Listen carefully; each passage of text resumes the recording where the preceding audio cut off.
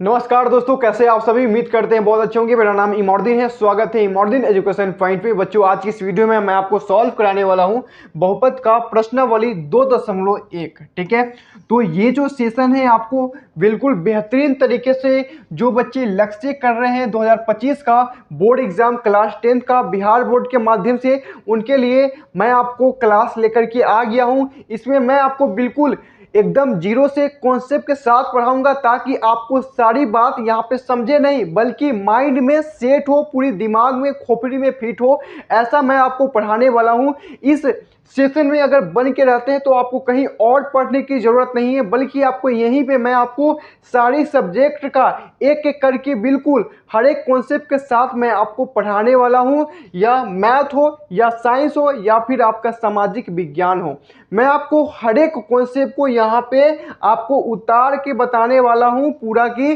Board पे। ठीक है, तो चलिए यहाँ पे मैं आपको पढ़ाने वाला हूँ, पढ़ो नहीं दिमाग में फिट कराने वाला हूं। ठीक है, यहाँ पे आपको पढ़ना है, लेकिन मैं आपको ऐसा पढ़ाऊंगा ताकि आपको दिमाग में डायरेक्ट सेव हो जाए और आप अपने एग्जाम में उस चीज को आप यूज करके अच्छे मार्क्स को गेन कर सके। ठीक है, तो चलिए हम लोग बिना देर किए हुए प्रश्नावली की तरफ बढ़ते हैं, जो कि हम लोग करने वाले हैं 2.1 को। बहुत ही छोटा प्रश्नावली है, लेकिन इससे आपको ऑब्जेक्टिव क्वेश्चन बहुत ही बनते हैं और इसमें जो आपको कॉन्सेप्ट होता है उसको समझने की आपको बहुत जरूरी है।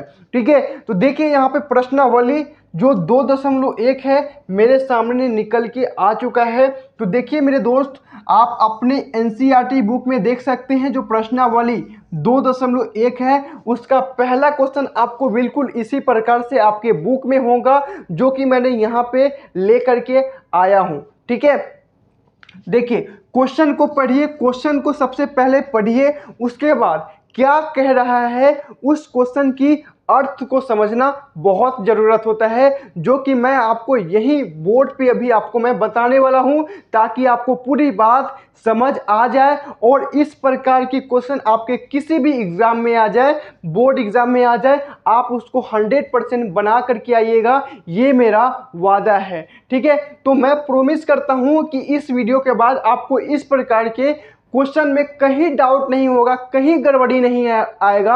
आप उस पर इस प्रकार के क्वेश्चन को 100% बनाइएगा। ठीक है, तो देखिए क्वेश्चन को पढ़िए, कहता है कि किसी बहुपद, ठीक है, px के लिए अगर y = px का ग्राफ, नीचे आकृति जो है आपके एनसीईआरटी में 2.10 इस आकृति का नाम दिया गया हुआ है, जो आप अपने बुक में देख सकते हैं। नहीं है तो यहाँ पे देखिए, ये जो आकृति है आपको 2.10 का है। ठीक है, में दिया है। ठीक है, प्रत्येक स्थिति में px के शून्यक की संख्या ज्ञात करना है। अब देखिए यहाँ पे बात आया है शून्यक का, तो देखिए हम समझते हैं क्या शून्यक। मैं हर एक शब्द का जो अर्थ होता है, जो पर्यायवाची अर्थ होता है, उसको मैं समझाते हुए चलूंगा, ताकि अगर आपको कहीं पे सुनने की अगर बात करते हुए नजर आए तो उसका अर्थ पर्यायवाची आपको सारा समझ आना चाहिए, ताकि गहराई से आप क्वेश्चन को समझ सके। तो मेरा मेन पर्पस यही होता है दोस्तों कि आपको हीरो बनाए। अब हीरो तभी बनिएगा जब आप हर एक चीज को एकदम गहराई से पढ़िएगा। अब गहराई से पढ़ने का मकसद यहाँ ये है कि देखिए शून्यक, अगर हम शून्यक कहते हैं तो शून्यक में क्या निकल के आता है, तो अब कहिएगा कि सर शून्य आता है। ठीक है, तो यहाँ पे क्या निकल के आया, शून्य। अब शून्य से क्या निकलता है, तो निकलता है जीरो। ठीक है, तो ये बड़ा सा जीरो में एक छोटा सा जीरो, तो शून्यक और शून्य और जीरो। अब इसका मैं बात बताता हूं कि यहाँ पे क्या है कि बहुपद है, px नाम का है। तो चलिए हमने एक और px नाम का बहुपद मान लेते हैं। मान लीजिए कि px नाम का बहुपद है और कुछ बहुपद हम ले लेते हैं, जैसे कि मान लीजिए कि x - 2, ये क्या है, एक बहुपद हमने ले लिया है। और ये px की जगह पे हम क्या करेंगे कि ये जो px है ठीक है। अब x की जगह पे हम कुछ वैल्यू पुट करेंगे, ठीक है। x की जगह पे हम कुछ वैल्यू पुट कर देते हैं, जैसे कि मान लीजिए कि हम 2 पुट करते हैं, तो x की जगह पे हमने 2 वैल्यू क्या रखा है, माना है, कह सकते हैं। तो देखिए यहाँ पे x की जगह पे हम क्या रख सकते हैं, 2 रखेंगे, और पहले से माइनस का 2 है, तो प्लस का 2 और माइनस का 2 कट के क्या हो जाएगा, 0 हो जाएगा। यानी कि शून्य का मतलब ये होता है कि बहुपद में जो चर है, ये क्या है, x क्या है, चर है, जिसका मान बदलते रहता है। तो चर का ऐसा मान जो बहुपद को, ये जो px नाम का बहुपद था, इसको क्या कर दिया है, 0 बना दिया है, उसे हम क्या कहेंगे, बहुपद का शून्यक कहेंगे। क्या कहेंगे, बहुपद का शून्यक कहेंगे। बताइए, बहुपद का अगर शून्यक की बात आएगा तो ये सारी बात आप बता पाइएगा कि नहीं बता पाइएगा। मेरा मेन पर्पस है मेरे हीरो कि मैं जिस प्रकार से आपको पढ़ा रहा हूं उसी प्रकार से आप अपने छोटे भाई बहन को पढ़ाएं, ताकि यहां से अगर कॉन्सेप्ट क्लियर रहेगा तो आपको इस प्रकार से पढ़ाने में कहीं पे आपको दिक्कत नहीं आएगा। और मैं नहीं चाहता हूं कि आपके छोटे भाई बहन किसी ऐसे शिक्षक से भेंट हो जाए जो आपको अच्छा ज्ञान नहीं दे सकता है। तो यहाँ पे मैं आपको तैयार करता हूँ कि अगर आप पढ़े रहिएगा तो आप अपने छोटे भाई बहन को अच्छी तरह से पढ़ा सकते हैं, ठीक है। तो चलिए यहाँ पे इस बात को समझ पाए कि नहीं, शून्य का मतलब समझ पाए कि नहीं। शून्य क्या होता है, शून्य होता है, और शून्य को हम लोग 0 तो कहते ही हैं। और अगर कोई बहुपद px है, उसमें अगर चर का मान ऐसा डाल देते हैं जो बहुपद को 0 बना देता है, वही क्या होता है, तो बहुपद का शून्यक कहलाता है। इस बात को आप कंफर्म तरीके से आप अपने दिमाग में फीड कर ले, ठीक है। आई होप कि ये बात आप समझ गए होइएगा। तो चलिए हम लोग आगे क्वेश्चन को देखते हैं। तो अब ध्यान रखिएगा कि हमें पता करना है कि शून्यकों की संख्या ज्ञात कीजिए, किसको देख करके, तो ये ग्राफ को देख करके। ये जो तमाम ग्राफ है, ये जो सभी ग्राफ है, ये किसी न किसी बहुपद का ग्राफ है, ठीक है। ये किसी न किसी बहुपद का ग्राफ है, और हमको ग्राफ देख करके बताना है कि इस ग्राफ, जिस भी बहुपद का ग्राफ है, उस बहुपद में कितना शून्यक था। तो आप एक बात को अच्छी तरह से नोट कर लीजिए कि ये जो है मेरा क्या है, x अक्ष है, और ये इधर क्या है, x डैश है। यानी कि ये x वाले लाइन है, और ये क्या है, आपका y अक्ष है, और ये आपका y डैश है, ठीक है। आप ध्यान रखिएगा कि इधर जो x होते हैं, ये क्या होते हैं, पॉजिटिव होते हैं। ये जब मैं आपको जब कोऑर्डिनेट ज्योमेट्री पढ़ाऊंगा तो अच्छी तरह से बताऊंगा, लेकिन यहाँ पे कोऑर्डिनेट को आप समझिए, ठीक है। यहाँ पे जो आपको जो घर है x वाले और y वाले, ठीक है, इसमें हम क्या कहते हैं, ये आपको प्रथम कोऑर्डिनेट होता है, ठीक है। और इसमें जो आपका वैल्यू होता है पॉजिटिव होता है। और सेकेंड कोऑर्डिनेट ये होता है, और इसमें जो आपको वैल्यू होता है, इसमें आपको ये जो लाइन होता है, इस पर आपको निगेटिव वैल्यू होता है, ठीक है। तो इसमें आपको x का वैल्यू पॉजिटिव होता है, इसमें आपका y का वैल्यू क्या होता है, पॉजिटिव होता है, और इधर जो है इसका निगेटिव वैल्यू होता है y में। यानी कि इधर x में बात करेंगे तो ये पॉजिटिव वैल्यू देगा, y में बात करेंगे तो इधर पॉजिटिव वैल्यू देगा, और x में इधर की बात करेंगे तो निगेटिव वैल्यू देगा, और y में नीचे की बात करेंगे तो निगेटिव वैल्यू देगा। इतना बात आपको क्लियर है कि नहीं है? अब बात ये बनता है कि ये जो मेरा ग्राफ दिखाया गया है, ठीक है, अब ये ग्राफ अगर x वाले लाइन पे कहीं पे अगर कटा रहता, ठीक है, तो उस ग्राफ में बहुपद का शून्यक पॉसिबल था। नहीं, अगर x वाले लाइन पे कहीं पे कटा हुआ नहीं है, यानी कि जिस भी बहुपद का ग्राफ है उसमें शून्यकों की संख्या क्या है, 0 है। क्या है, 0 है। तो देखिए यहाँ पे x वाले पे कोई नहीं, y वाला पे सिर्फ एक कट है, तो इसमें क्या हो जाएगा, जो शून्यकों की संख्या होगा मेरे दोस्त, शून्यक की जो संख्या होगा वो क्या होगा, 0 होगा। समझ गए। उसी प्रकार इस लाइन में देखेंगे, इस ग्राफ में देखेंगे तो देखिए ये मेरा क्या है, x वाले लाइन है, इधर क्या है, x डैश, और x डैश की तरफ क्या होता है, निगेटिव वैल्यू होता है। और ये क्या है, y वाले सिर्फ क्या होता है आपका पॉजिटिव, और ये क्या है, y डैश है, y डैश वाले क्या होता है, निगेटिव होते हैं।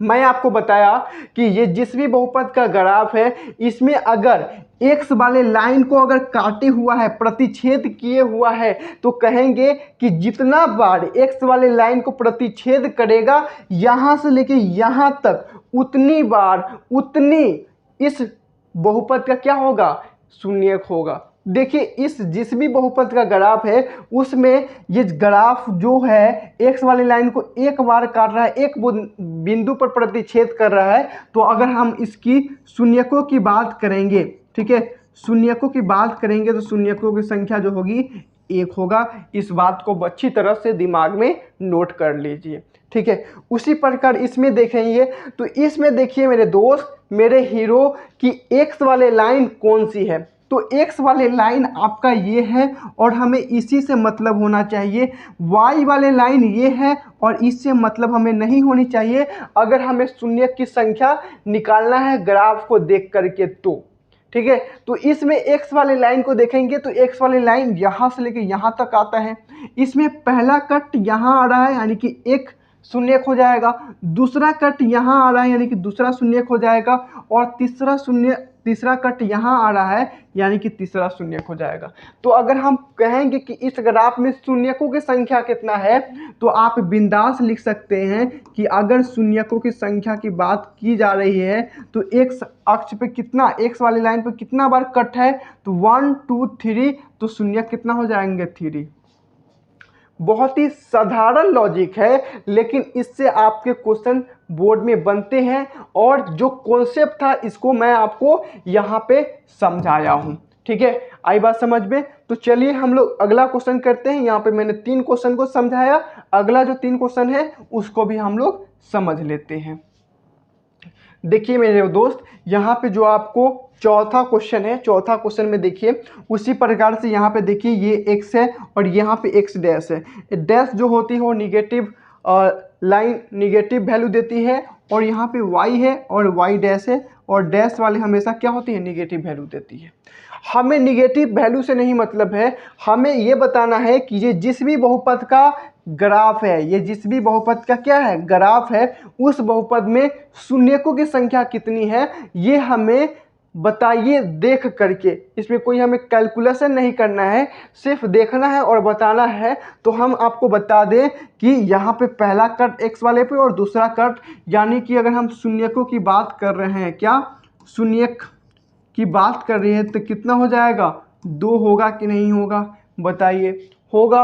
उसी प्रकार इसमें देखेंगे तो अब हम लोग बिना समय गंवाए देखते हैं कि ये एक्स वाले लाइन पे पहला कट है, दूसरा कहीं कट है, क्या कट है, लेकिन यहाँ पे वाई वाले पे है, तो वाई वाले पे कोई भी कट का वैल्यू हम लोग नहीं लेते हैं, सिर्फ एक्स वाले पर कर लेते हैं। तो देखिए यहाँ पे जो शून्यकों की संख्या होगी, तो शून्यकों की संख्या कितना होगा मेरे हीरो, बताइए। तो मेरे हीरो यहाँ पे शून्यकों की संख्या 1 होगा कि नहीं होगा, आप ये कमेंट करके बताइए 1 होगा कि नहीं होगा, ठीक है।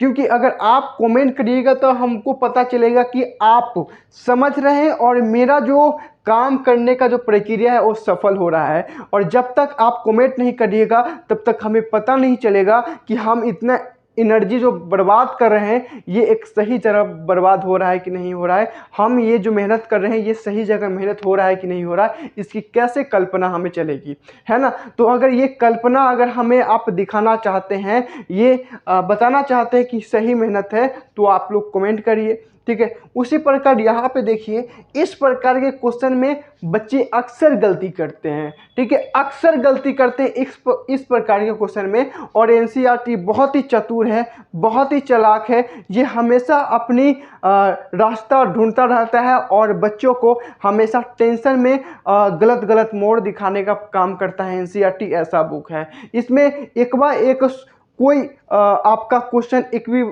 हाई लेवल का कुछ देता है, ये आपका एनसीईआरटी है। और ये सारा काम समझाना हम लोगों का होता है, हम शिक्षकों का, ठीक है। तो मैं आपको समझाने का पूरा प्रयास कर रहा हूँ ताकि आप अच्छी तरह से इस बात को समझें।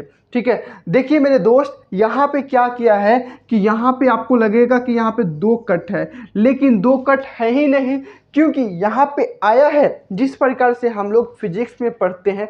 फिजिक्स में क्या होता है कि एक दर्पण होता है और एक दर्पण के सामने से एक किरण आती है, उसी जगह से कट के चल जाती है। ठीक है, कट के चल जाती है, आर पार नहीं करती है। ठीक है, दर्पण में तो किरण आर पार नहीं ना करती है, नहीं करती, लेंस में कट जाता है। तो यहाँ पे क्या है कि यहाँ से आई और इस लाइन को एक बिंदु पर से कट के इधर चला गया, यानी कि यहाँ पे एक ही कट है, 2 कट नहीं है।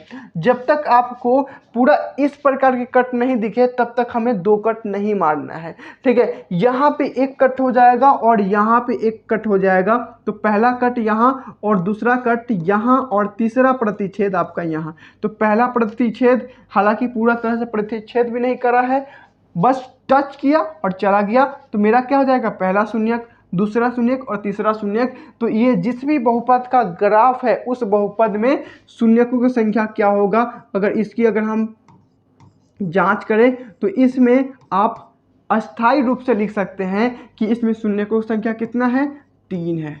बताइए, ये जो हमारा प्रश्नावली था इसमें अगर आपको कहीं डाउट है तो आप लोग कमेंट करिए। ठीक है, आई होप कि आपको ये पूरी बात समझ आ गई होगी। तो हमने जिस प्रकार से आपको ये प्रश्नावली को कराया है उसी जोश से आपको कमेंट भी करना है कि हमको पूरी बात समझ आ गया है। ठीक है, और अगला प्रश्नावली हम लोग बिल्कुल ठीक टाइम पे हम लोग सुबह के 8 बजे आपको कराएंगे, तो आप लोग वहाँ पे आकर के देखना मत भूलिएगा, आप लोग ज़रूर आइएगा और देखिएगा। ठीक है, तो इसमें अगर ज़्यादा भी कहीं पे कॉन्सेप्ट अगर आपको कंफ्यूजन है तो आप लोग कमेंट करें। इसमें अगर कहीं पे भी समझने में प्रॉब्लम आ गई है तो आप लोग स्टेप लिखते हुए हमें कमेंट करिए, उसमें मैं आपको और बेहतरीन तरीके से समझाने का प्रयास करूंगा ताकि आपको अच्छी तरह से समझ आए। ठीक है, तो ये प्रश्नावली 2.1 आज कंप्लीट हो गया। हम लोग अगला वीडियो में प्रश्नावली 2.2 को कंप्लीट करेंगे। ठीक है, तो आप लोग पढ़ते रहिए और स्वस्थ रहिए, अपने आसपास सफाई रखिए। मिलते हैं नेक्स्ट वीडियो में, तब तक के लिए जय हिंद, जय भारत।